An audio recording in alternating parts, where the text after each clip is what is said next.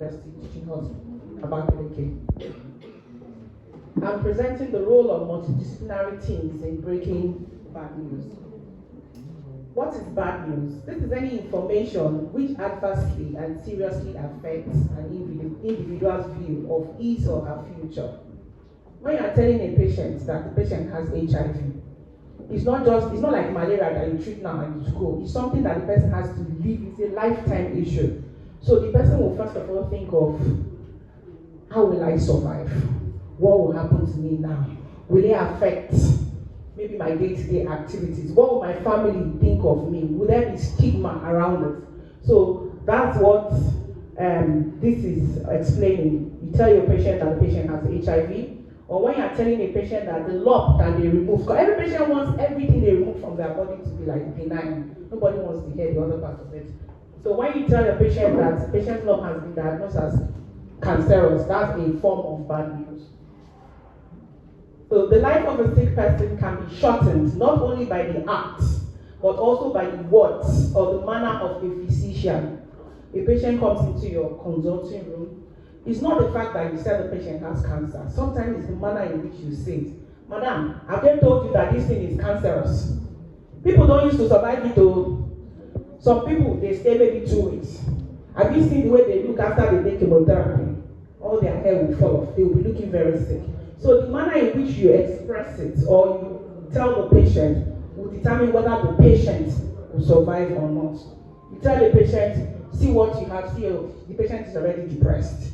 Now you tell the patient, this thing, chemotherapy, when you start it, you used to do this, the patient is depressed again. As it gets worse, because they now realize that maybe there's no other option but death.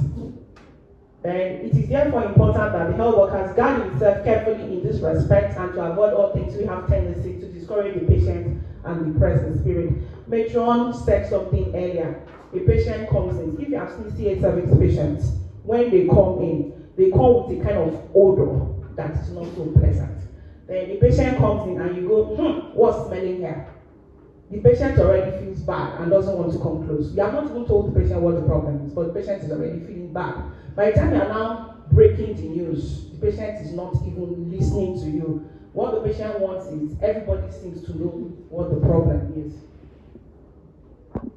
Breaking bad news is an act where the physician has to strike a balance and find balance between the truth and hope and handle the emotional outcomes of news on the recipients as well. There are times my patient comes in, there's a foul-smelling odor. The patient doesn't even look pleasant. And you understand, maybe you're overwhelmed. I can perceive the smell. I may just say, please, can you give me 1 or 2 seconds? I'll be back. I go outside, take maybe fresh air, so that I don't have to react in front of the patient. Then I can come back and say, hey, madam, come, and what exactly is the problem? Do you see this? Do you see that? Do you notice this? Even before you break the bad news, you can say that, do you notice this? Do you notice that? Then they will tell you, yes, we are bothered about it. So you can start your conversation and build on it from there. Then you should find a balance. Sometimes they ask you questions. Sometimes your patients, when they come in, they've already Googled everything. But you see the one they Googled, they didn't Google the one that they survived. They Googled the one that the patient died. And they have neighbors that help them to enhance it. Say, one mama that is there. Immediately they just cut her breast or gave her chemo, the woman just died. Is the chemo that gave her or is the mastectomy that killed her? So sometimes they come in and ask, the first question they ask is, will I die? So will I say no? No, I won't say that. I will say, let's start from the beginning first. Why do you think that? You understand what I'm saying? So you must learn how to find that balance between the truth. You are still going to tell the truth, but you should mind the way you are telling the truth, and you shouldn't make the truth look like it's a death sentence. Then sometimes some of them tell you, is there hope? Will I survive? And I tell them, see, for you to survive, we have to do other investigation. We have to stage you. We have to now know whether it's whether it's something that when we start treatment, you recover, or something that we have to. You understand what I'm saying? That's just it. Proper communication is a key process of human being. Furthermore, being a good communicator can help with good quality relationship between people. The patient comes in. Madam, how are you? I hope you're fine. Sit down. You look so good. I love your hair. I love your dress. I love the way your shoe is. You know, those are the things that make your patient to relax. And by the time you are breaking some of the news, they are not as anxious or worried as they were when they entered. Because a lot of them have information you don't even understand half of it. At what point do you break the bad news? Bad news can be broken at the point of diagnosis. It could be HIV, it could be cancer, it could be any other thing. It could also be broken when the investigation done while a patient is on treatment is not favorable. So it's not just at the diagnosis point. A patient may be on treatment and the treatment is not favorable. So you just have to say, Madam, we've given this drug, but we noticed that you are not really responding so much to it. We may have to find other options. And she asked you, the new options, is it going to work? But you know, because you've not started on it, you are not even sure whether she will respond very well. Then, when the patient condition changes or deteriorates, disease recurrence, when a patient has taken treatment, the patient has gone home feeling good, then the patient comes back some months after and you notice a recurrence, you have to know how to break the news. Because she has gone home thinking that all is well. So at this point, you now tell her that it's not as if the drug didn't work the first time, it's just that something happened and your body doesn't seem to be coping with it, so we need to go again and fight. Then, when there's spread of disease, you also have to break the bad news. If there's going to be a bad prognosis or at the point of death. So, the multidisciplinary team in breaking bad news. So, who are the people you want in the team? You want, if it's an oncology-related cases, a radiation oncologist, maybe a surgeon or surgical oncologist, a gynae oncologist, a pediatrician, depending on what exactly or the organ you are dealing with. If it's a child, you may need a pediatric oncologist to be there. Then you need the nurses. They play a very important role because after you finish breaking the bad news, sometimes they are the one that will say, Madam, Ozugo, just come here, come and do this, let me do this for you. And that one helps them. Sometimes it's not you they call first, it's the nurses they call first and tell them that they notice another small bite somewhere, and the nurses may be able to reach out to the doctor to say this patient has or is complaining about something. Then you have the psychologists. They play the most important role in this kind of thing. Or the psychiatrist, the psychologist and the psychiatrist, depending on which one is available in the center.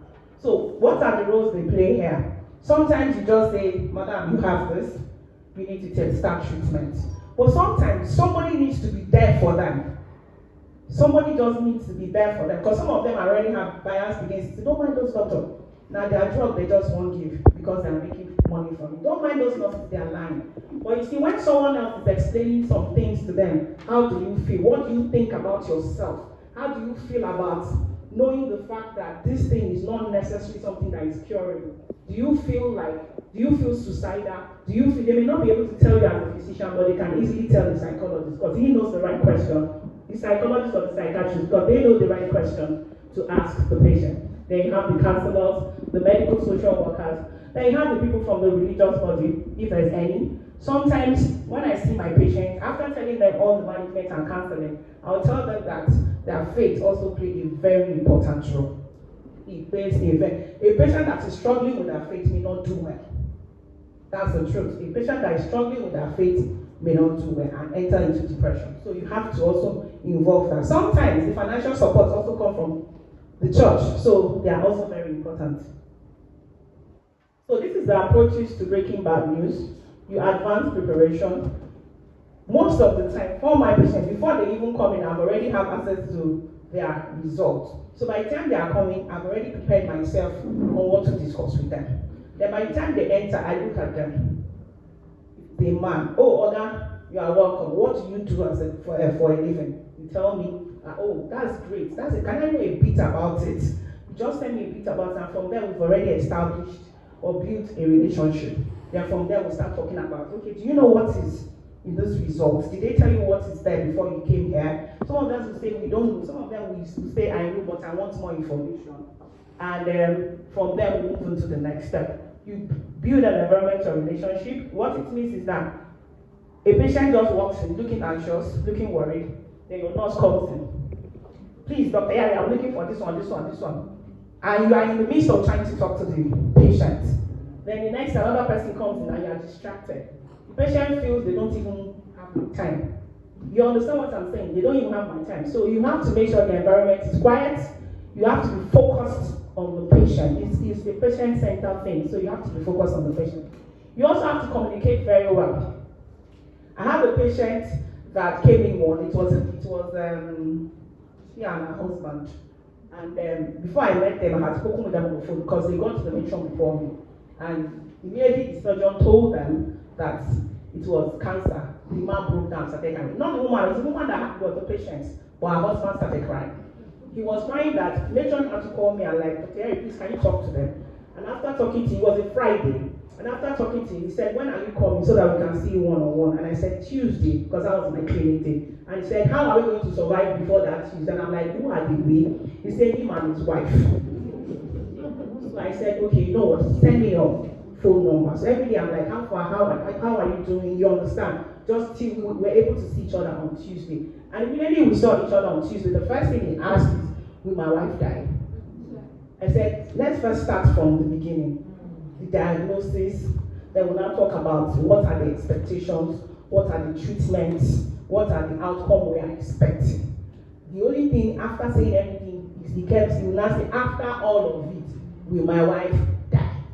And I kept saying, my problem wasn't even the patient was even stronger, but it was the husband. And each time I say that, he will now go and tell the woman that all the people that are seeing survival, then the woman will start crying. So I had to handle the two of them and I had to counsel the man more than my own patient.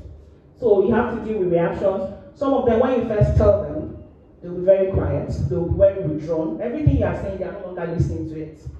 Everything you are saying, they are no longer listening to it. That's why when you are trying to break a bad news, make sure it's an interactive session. So when I start, I say, you are welcome. My name is Dr. Yari. What's your name? I like what you are wearing. Are you married? Are you single? Because the way you break bad news to a single person will be different from the way you break bad news to a married person. And you should also find out if they have children. Because the way you break bad news to someone that doesn't have children, especially in cancers where you know that for some time they will not be able to get pregnant and they are newly married, and everybody is expecting that in the next 9 months, the woman should be showing things and maybe children crying in the house.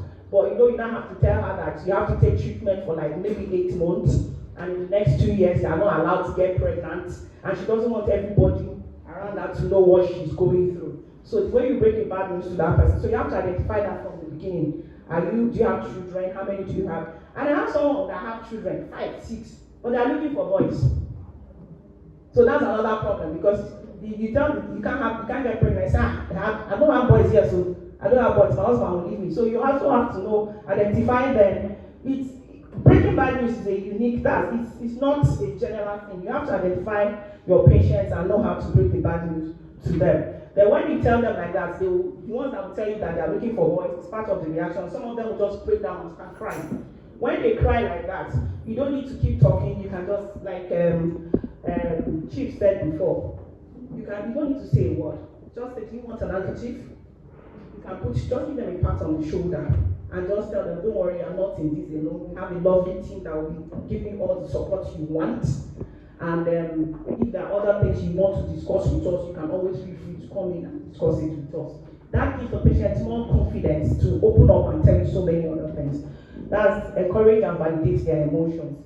Then you also do follow up. Maybe give your contact to them while they try. Sometimes I tell them, okay, you know what? Why don't I start working you up for your treatment? I'll give you this test. This is why I'm giving you this test. I want to check your liver if the thing has spread to be sure that you'll be fine. I want to do this. I want to do that. So you give them that space for them to go home, discuss with their people, because managing such patients is not a one-person thing. Sometimes they need to go to their families to discuss. Sometimes they need to go to their community people to discuss. Sometimes they need to go and inform their pastors. But I always tell them that no matter what, they must try to come back, because it's better they start now than when it becomes worse and nobody can do anything for them. So these are the conditions when breaking bad news. When communicating the bad news to patients or relatives, experts should have sufficient time to meet and talk with the family about medical situation. If I'm not going to have the time, I may just tell the patient, you know what, give me like 2 hours, I'll be back. Or can you come in tomorrow morning so that I can have enough time to tell you so many things, because there are so many things I need to tell you. And when they hear that, some of them agree to wait and come back. Do not be in a hurry or say it's non-challenging. I've had a patient, she was just 23. She has 2 children, very young girl, and the surgeon told her she had cancer. And she cried and cried. It was breast cancer. She cried and cried. Then by the time she was getting to us, I already saw her results, and I was trying to talk to her. So I said, okay, how are you doing? You're fine, girl, and all that. And I said, okay, do you know what she first said no. Then eventually, but she had this angry look on her face. So I was like, why are you looking so angry? Like you're angry with everybody. Say you don't understand. You just don't understand. I said, I'm trying to understand. Can you tell me more about it? Then she now said, I only came here for you to tell me that what they told me is not what it is. That was why she came. She was hoping that because she has prayed and fasted before she came to me. So she's hoping that when I see the result, I will tell her that it is not cancerous. So I now told her that you need to relax first. What did the surgeon tell you? She told me, and I said, so you want it to be like something to change because you prayed and fasted? She said yes. She said that me too, I would have loved such a thing. But at this point, there are different stages in which God intervenes for people. So if the diagnosis does not change, we can start treatment and keep praying and fasting to God that God will perfect things we are doing. You understand what I'm saying? So that's why you shouldn't, when you want to give hope, don't give that hope of cure when you know cure cannot be achieved.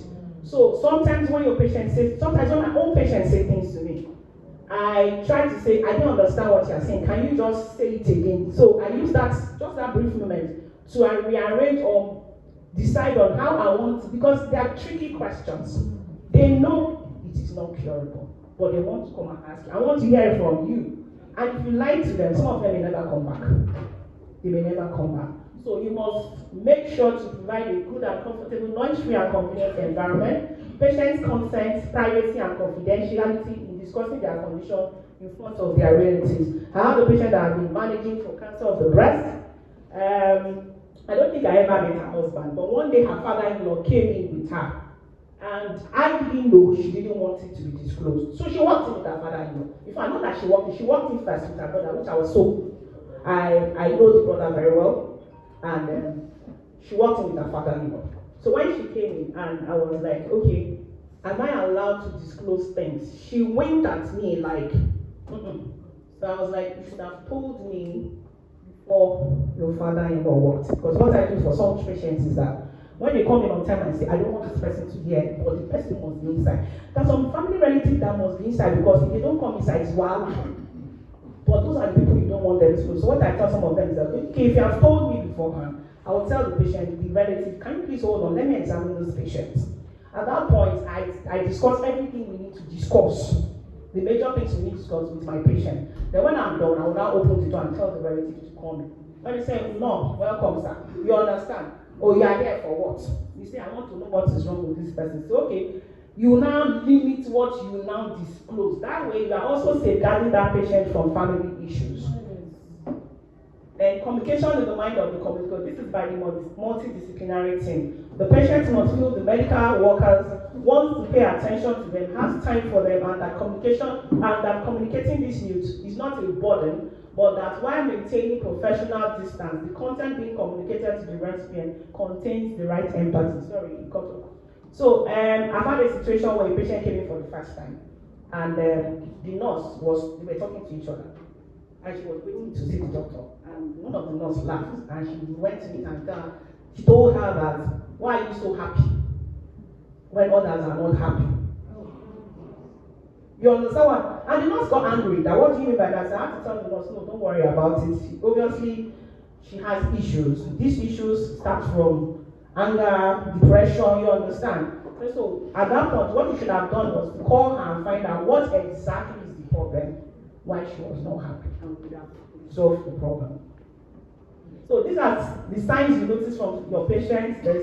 Some of them come in depressed because they already know that the prognosis may not be good. Some of them show aggression, just like this patient I said, approached the nurse and said, why are you laughing when others are not happy? Some of them may be withdrawn, they don't want to talk to you. I had one, she is a pastor, she's married, and she's a pastor. And when we told her, before she came, she was withdrawn. And I asked the husband if they had issues, and he said no. So I asked her, she wasn't willing to talk. She would just say anything people want to do, just do it. and withdrawal, and she's not talking to you, she will enter depression easily. And the truth of the matter is, when your patient is depressed, just forget it. You are not going to get a good result. You are not going to. The patient is not going to comply with almost all the treatments you are going, because she's not expressing herself. She's not saying whether she's having pain. She's not saying how she feels so that you can help her out.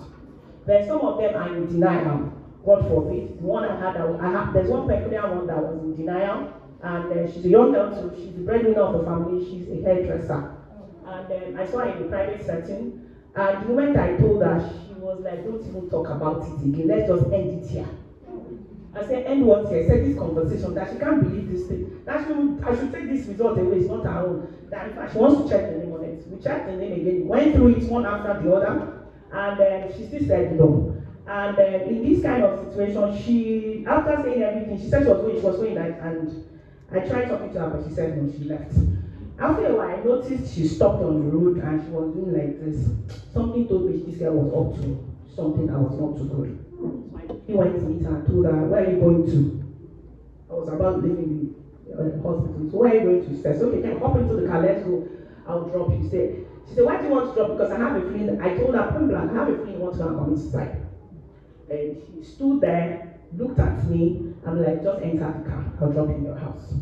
You know, you have people's support. It's just that you don't want to make use of it. So I took her to her house. I actually don't know where she was, but she directed me and I dropped her there. But while we're in the car, there was something she said that she doesn't know whether I'm a mind reader, but when she was doing it, she was actually thinking which of the roads is the closest, when she will find a trailer so that she can run under it. So sometimes the patients might go to that extent. The blame is when they start wondering, maybe I should have gone to the hospital, maybe it's this, maybe it's that, maybe one came and said it's one soup she ate. If only she had known. Some will blame their family members, some will blame their neighbors and all that. Then there's the anger issue there, then the guilt, then sadness. The way of speed with which a patient or relative adapts to news and difficult situations is significantly affected by the way in which diagnosis was communicated to the patient in the early stages. If you tell your patient, "See, this news is bad," you know, you understand. But you have so many that have worse one than this, but they're doing fine. You understand what I'm saying? They are doing fine, and they ask you, "Is it true?" Some of them will tell you, you know, because of this confidentiality, there's one patient that came in one day, and as I was talking, he said, "Doctor, you are just deceiving us. Have you ever seen any cancer patient and stuff like that?" I said, "Yes, there are many." He said, "Many." He said, "Where are they?" I said, "You saw them when you were working, it's just that you didn't realize they were the ones." Then he said, "Where exactly are they?" He said, I don't have the right to show you who the cancer patients." He said, "But you saw them." He said, "Well, I said, it did not be when you were working here." And he went back and came and said, "I didn't see any." He said, "Because you were looking for a particular type." He's looking for those ones that maybe their hands are, you understand what I'm saying? But in my center, we try to encourage them from the first thing. After breaking the Bible, say, you know, you could still live a normal life. If you're a female, I encourage them.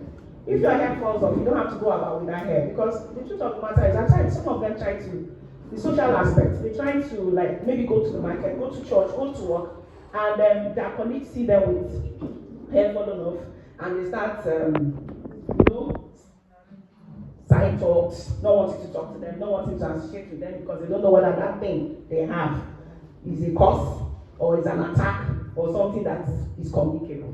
So that is another problem that will make some of them, you understand what I'm saying, to get depressed. So the way in which you tell your patients and encourage your patients, so I tell them, as a female, rub your powder, wear a good smile, you can buy 2 or 3 weeks, nobody will even know that your hair is down. Wear normal clothes. Just all of us are packaging. Even when we don't have oncology issues, everybody in life is just packaging themselves one way or the other.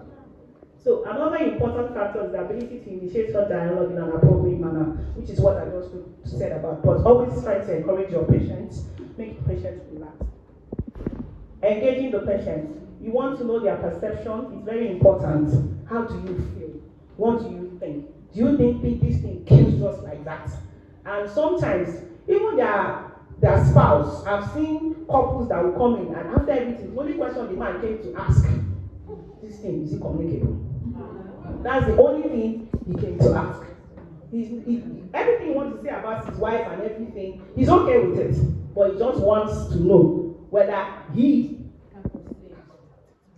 So ask what they know. I ask them when they come in, have you ever heard of cancer? Some of them will say yes. So what do you know about it? Because you know what the street is saying. Some people will tell you, my mother is still alive.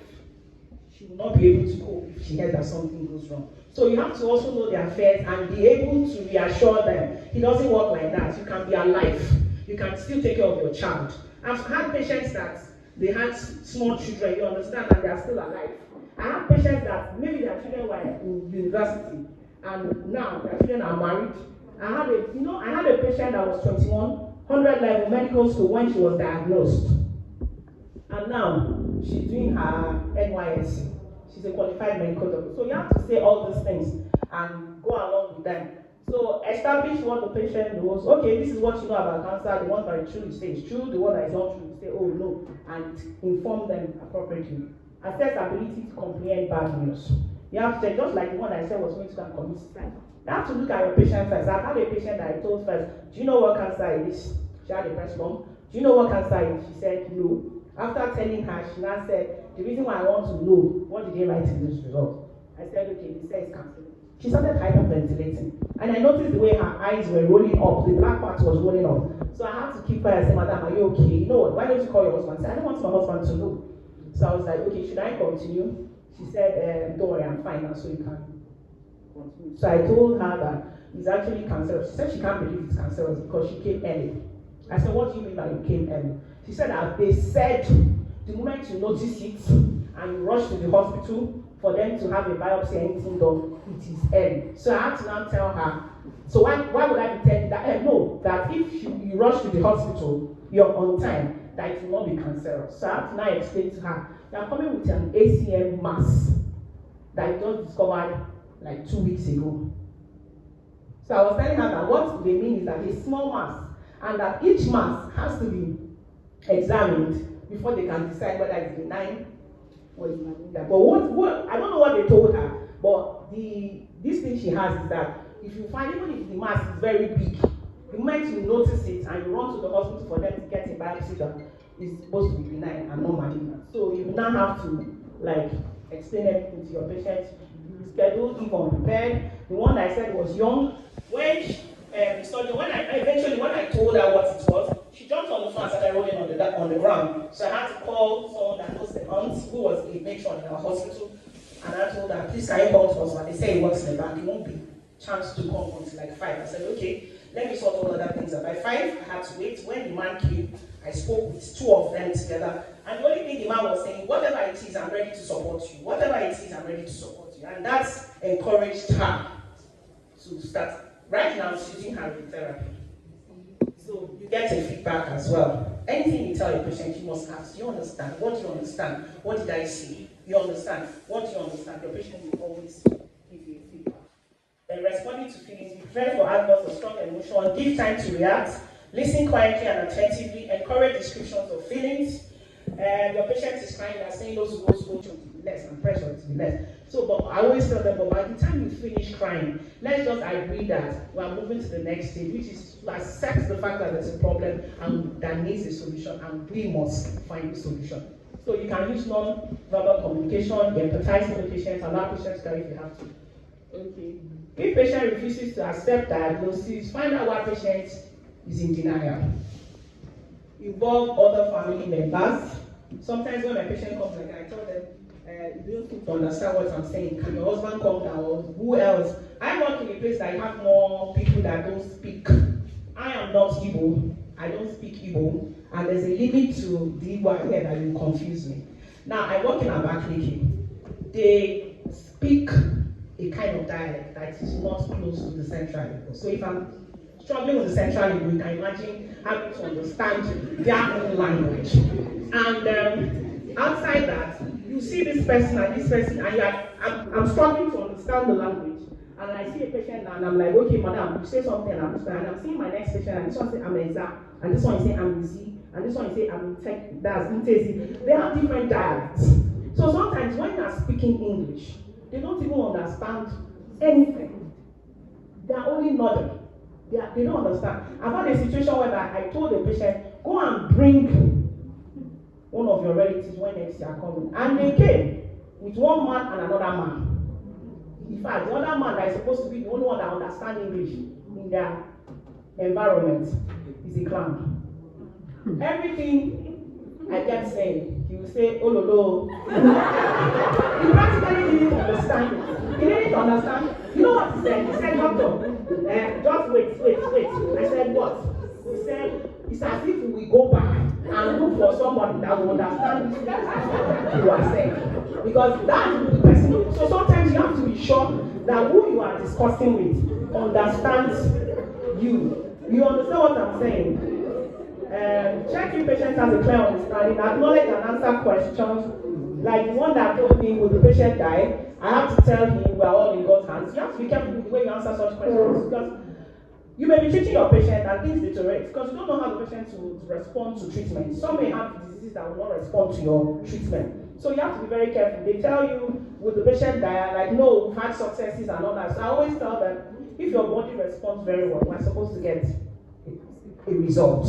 So when they say, I'll tell them we are all in God's hands, as you know, we are all in God's hands. There are people that just had headache and died. There are people that just had hypertension and died. So if you understand that God determines exactly, when you understand that, you understand. And sometimes I even tell them that, do you know that somebody died because of hypertension? You are still lucky that, you are fortunate that even as much as you have cancer, you are still alive and there's still a solution. So things can be done. So why don't you just embrace that part of it?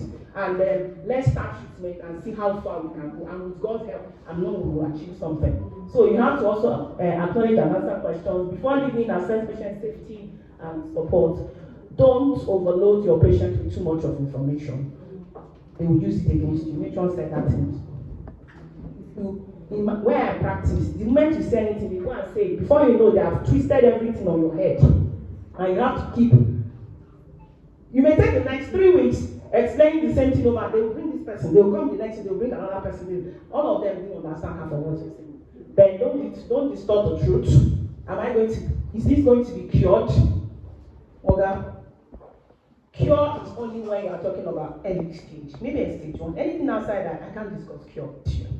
But what I can discuss with you is disease control and quality of life. You have to say it. Disease control and quality of life. Don't go and promise cure when you know there will be no cure. Because when it gets to a point, they will come back and face you. And at that point, they may show aggression towards you. Don't give false assurance. You are seeing a stage 4 patient. He's telling you that, will I get better? Yes. Will everything disappear? No. Why? Because, madam, you see this thing, nobody today starts. Sorry, I'm speaking pidgin English. Because the place where I work, some of them you have to break it down to that extent and speak something close to what they understand. So you have to tell them that, see, this thing didn't start. Some of them want you to give that drug, thing will disappear. So you say, madam, how long ago did you notice this? Say 2 years ago. So, okay, fine. It took a while before you got to speak. They will say it's true. Say, it's the way it came and it was growing big. That's the way, when we start treatment, the thing will be going small. It may take a while. But I can assure you, maybe by the time we do like 4 courses of this one, we may reassess you to see how far you have gone, to see whether you have done well, and now build on it. So that way, they are now relaxed. They are not looking for whether it will disappear, because you have explained to them that it came gradually and it will not disappear once it was overspread. Then, don't withhold information. You tell the patient, what is there, and the family member is saying, don't tell them. And the man she's sitting down, the woman is sitting down, they're not even knowing what is happening around her. You have to explain to your patient. If the family member tells me, don't inform the patient, I always tell them, you are not my primary concern. The patient is my primary. So you will have to go home and do a meeting so that we know how to break this thing. Whether it's the mother of the patient that is the easiest person she listen to. So there must always be that person in the family that can easily break such bad news. Then don't criticize your patient or make judgments. Madam, why didn't you come since? Why are you coming now that it's very late? What do you expect me to do? Please don't criticize or make judgments. If there's language barrier, I added this slide because I work in a place where there's a lot of language barrier. So sometimes I have to use a skilled translator. Sometimes you call this person say, can you help me tell this patient what I said? I know all of us have watched this program in the past. Let me try and remember what it is. Yeah, there's this program they used to have on NTA then, where there's a man, Icho. Yeah. So don't go and fall into that trap. You may be telling the man something and he's translating another thing to your patient. So I normally try to use maybe the nurses. Sometimes the nurses will say, I don't understand this dialect. I said, go and if it's going to take me the next 3 hours, I will find somebody that speaks the same dialect as my patient. I'll have to tell the patient to go and come back. I have a particular patient. When she speaks Igbo, all of them are confused. All the people around that, the people that I work with, she has a particular nurse that understands her dialects. So if the nurse is not there, she will call the nurse on the phone and say, Dr. Harry is saying something. Then I have to tell the nurse what I'm saying so that the nurse can explain it better to her. So you break down medical terminology. Madam, you have cancer. What is cancer? I actually don't know the Igbo name for cancer. So sometimes I have to explain. You get as God created us. And you know we are not, there's a way it is. God has told our body, you be a kidney. You say, but there are some of them that doesn't want to obey some rules, so they will grow more than they are supposed to grow. They say, I'm bad, and they are bad. They will suck your blood. Say, by the time you explain what cancer is in a very easy way, she understands that. She may not understand that cancer, but she understands that what she has, this is the effect it will have on her. And that by the time she takes chemo, it will kill those things and make her condition better. Avoid family as primary translator. It's very important. You tell someone, I'm telling some of the family members, because the way I do it, I tell them, see what I said, and she's still staring at me. I'm like, tell this one. You say, don't worry, when I get home. She's not going to tell her anything. She's not going to tell her, that's if she herself understands what she's supposed to say. Or halfway, by the time she buys one bottle of Coke and one big pie, she has forgotten everything you said.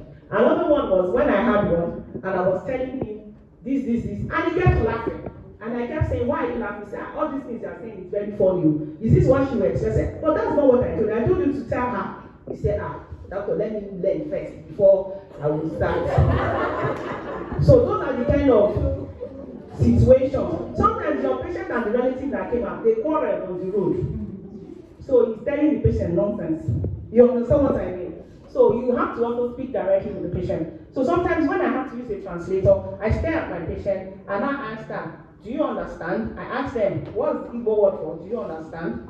Enugu or something like that. Ask them, Enugu. If the patient doesn't understand, he will look at you and give you a kind of, yes sir, he will give you a kind of body language that you know that this woman is confused. Then you now ask her, do you have questions? So you understand what that's, but it's better not to use a family translator, it's better to use a skilled translator. So the role of the multidisciplinary team is just to break the bad news in a gentle and a very effective way.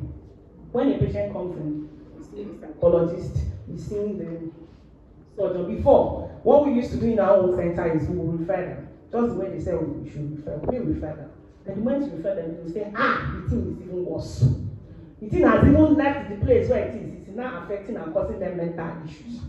So what we do is we have a psychologist that come into on the clinic, they sit with us. Sometimes we do individual therapy, sometimes we do group therapy before we start.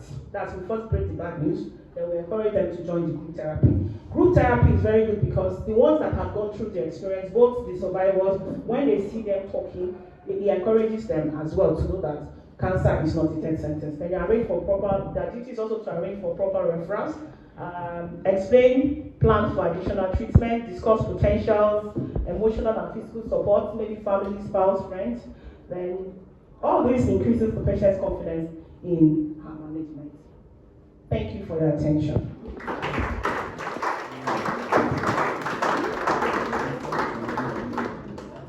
I think if there are questions, that will be later.